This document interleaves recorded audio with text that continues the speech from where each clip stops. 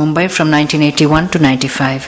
He has worked with Oxfam in Great Britain, World Commission on Dams, Cape Town, South Africa, Action Aid Asia in Bangkok and Thailand, and Office of UNHCHR in Bangkok and Thailand from 1995 to 2004.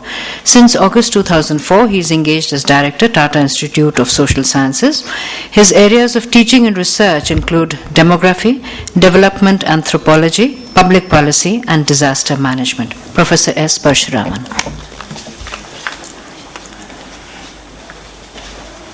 Thank you. I'll be very quick. Taking on from what Dr. Sundar Murthy left, we are dealing with an extremely fragile ecosystem, and it has been. We have been making this recommendation for quite some time that we must engage in strategic impact assessment of every development project we do, and we must engage in cumulative impact assessment of the developments we have done. I think, in the absence of these assessments, we are going to be engaging in very haphazard development initiatives that we have been up to, and it is wake-up call for all of us to get on with that. The second point I would want to make is that we must involve people in the reconstruction process. Given the nature of ecosystem, given the situation that people know better what would be the most appropriate ways of reconstructing their habitat, please, our policymakers, make sure that people and women are involved in decision-making processes in terms of how their habitat would be reconstructed and developed. The third point is that let us make sure the Mahatma Gandhi National Rural Employment Guarantee Act that provides wage labor, the National Rural Livelihood Mission that provides for organizing women and livelihood processes, and right to food legislation that provides for subsidized food. Let us bring together these flagship programs in order to engage people in the reconstruction process itself, and that would involve strengthening of their livelihoods, because they need support to redevelop their lands and livelihoods in a way whereby it can be brought to productive form, and it also can develop a new livelihood opportunities from these initiatives. Resources are available. Let us make use of those resources in order to strengthen that processes, and facilitating community participation is key to this particular process. We must engage, and of course Uttarakhand is well known for people coming together, finding solutions to their issues actually, and we must make sure of that.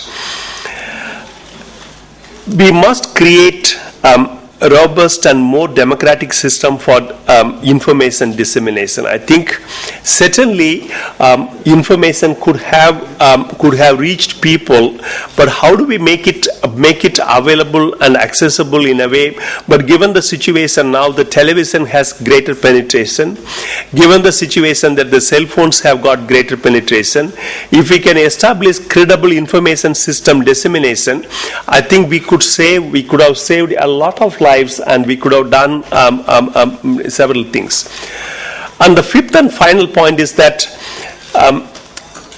again, Dr. Sundaramurthy told us, unfortunately, we may expect many more problems of the kind which we encountered now. I think it is time for us to create, emergency shelters across the Uttarakhand region, the Himalayan region, whereby people can take shelters in safe zones, and let us make use of the reconstruction process in order to create that forms of shelter which can serve in normal times as school, normal times as community facility. I think let us make use of that. Bangladesh, Andhra Pradesh are critical examples whereby how these forms of shelters have saved millions of lives actually, over the cyclone processes. I think we need to treat this as one thing. My only one last point here is that let's not repeat the mistake we did it in Nicobar Islands, that we made people dependent on external relief. We made people, the decision making has been top down. People were never consulted in terms of what needed to be done. At the end of the day, we have a situation of an absolutely dysfunctional society where they have houses which has nothing to do with the context in which they live. I think let's not create any such mistakes in Uttarakhand, because we can't afford to do that. Thank you. Thank you, Dr. Parasuraman. Very, very good points, and thank you for staying true to your words of being brief. I think the point you made on involving people in reconstruction is most critical, and I had mentioned that one of my first, when this is what the decision also is of the state government. In fact, we have a live example of Jammu and Kashmir earthquake of 2005, and Sunil comes from that state, and I was then the Home Secretary.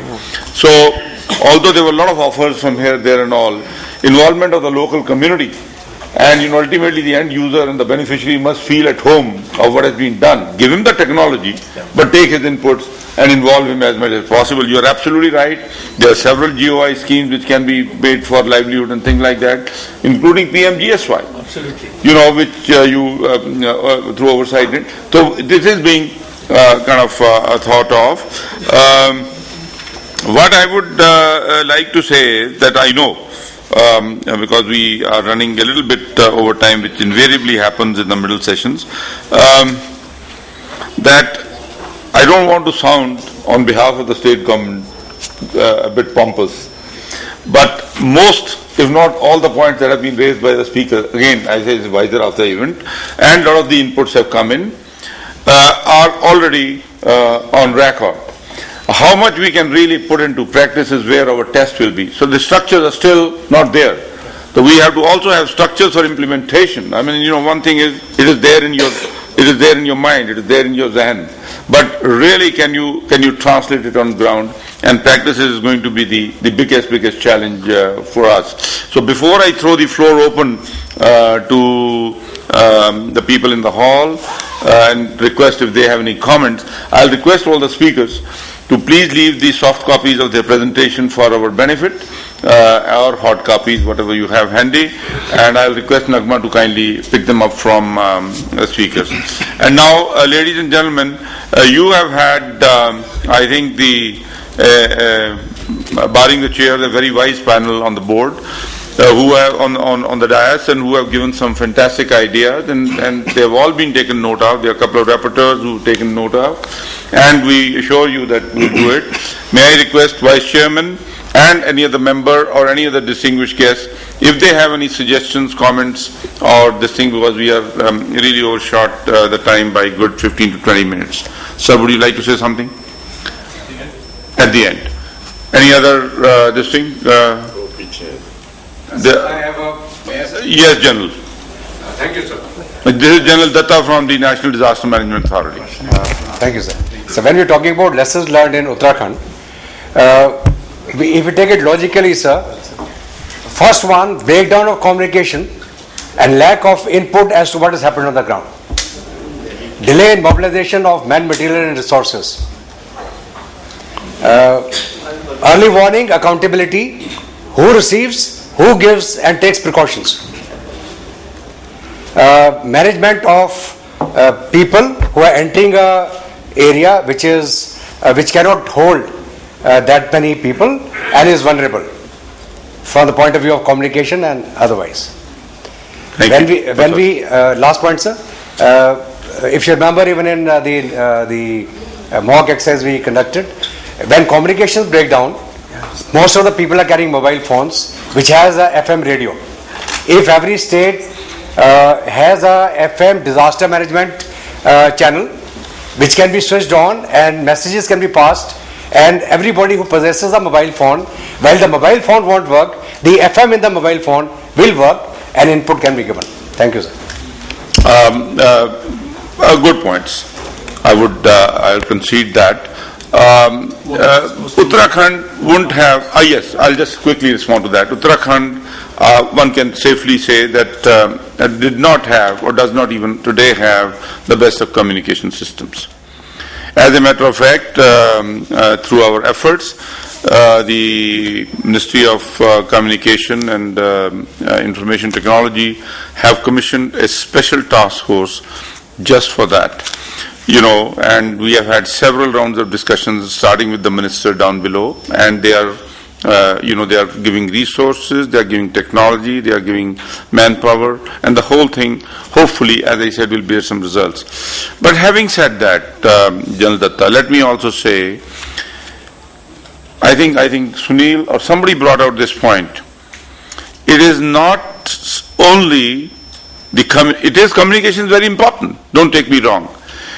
But even when communication is there and you have forewarned the people, so what do? This was a catch-22 situation.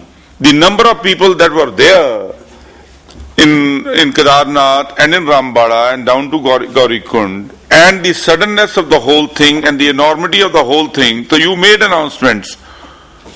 But then you do what?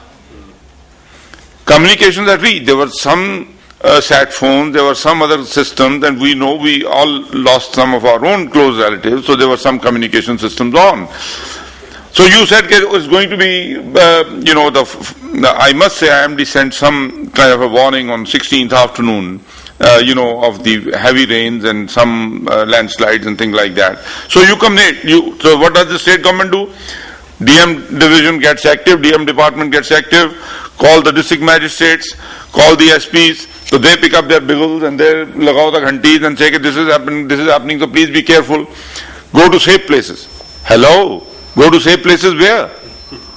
So they all moved here and there and all that stuff. It was, what I am told is, it was a 20 feet wall of water at the first instance. 20 feet wall of water with debris, with moraine, with boulders and with whatnot. And the disaster struck. And on 17th particularly, I think it took less than 10 minutes for people to die, okay? I mean, right down below up to Rambada and Gaurikund. So communication couldn't have helped because people went down helter-skelter and their communication helped. How it helped? We were able to start the upcoming traffic to a large extent.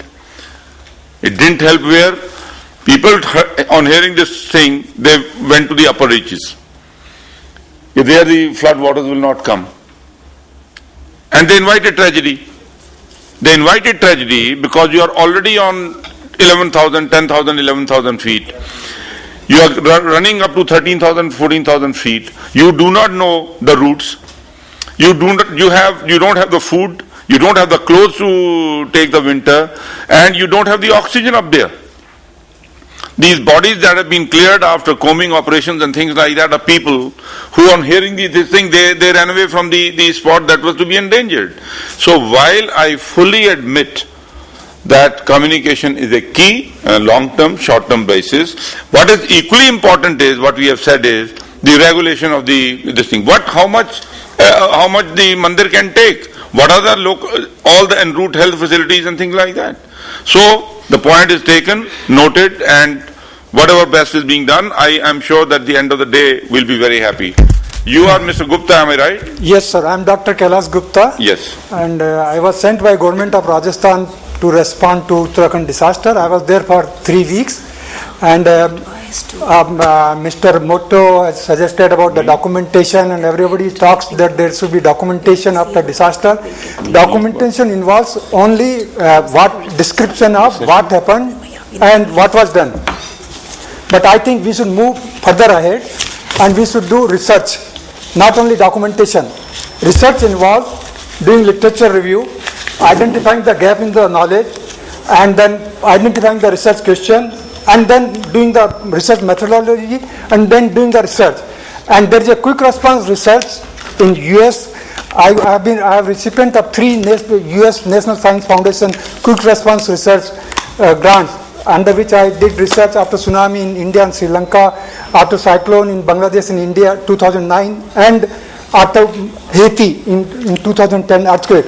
So my suggestion is we should have a fund, and I submitted a concept note to have a quick response research grants, which was given to NDMA, Ministry of Home Affairs, NIDM and others, and I gave an example of how to, for conducting a research after Rana Plaza collapse in Bangladesh, and nobody has responded even, and NDMA I got a reply that we don't have funding for this type of project, and then I had to approach NGO organizations, and there is one NGO which has granted me grant, and I am going to Bangladesh for doing research, but they are only paying part of that.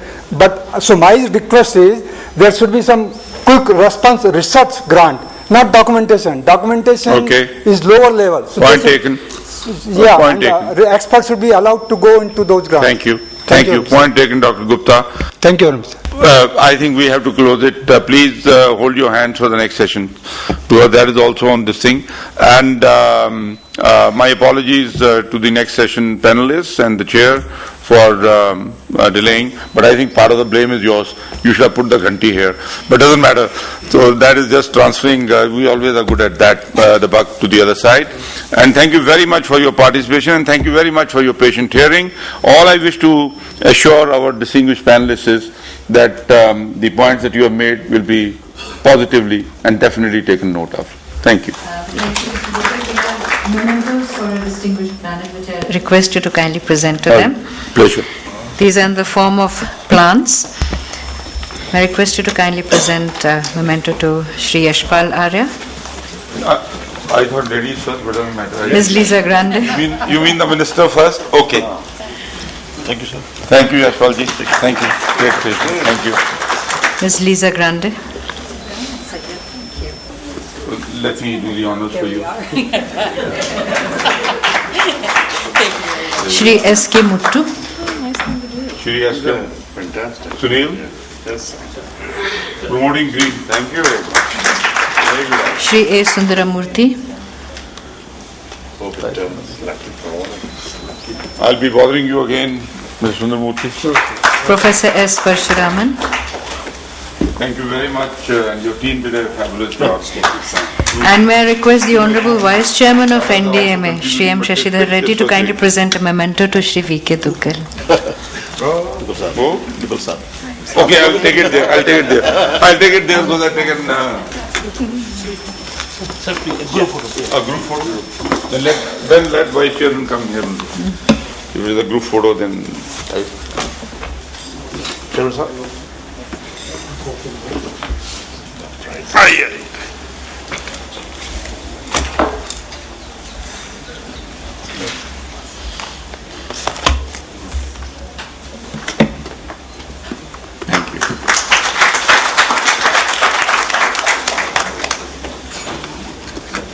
it's not very heavy.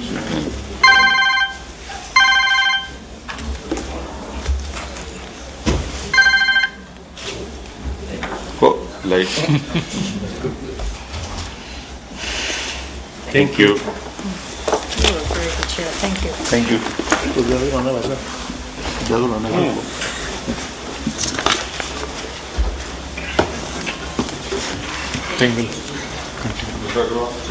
Sir बहुत मैं देखा उन्हें सुने उनके बारे में पिताजी के बारे में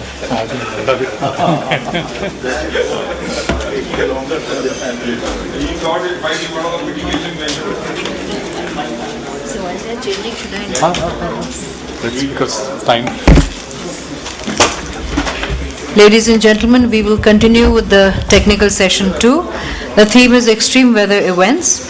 Chairing this session is Shri M. Shashidhar Reddy, Vice Chairman of NDMA, and our distinguished panelists are, and I invite them on the stage, Dr. Shailesh Naik, Secretary, Ministry of Earth Sciences, New Delhi, Dr. V.K. Dadwal, Director, NRSC, ISRO, Hyderabad, and Shri Bibas Kumar, Chairman, Central Water Commission, New Delhi. May I request the distinguished panel to kindly come on the stage. How are you?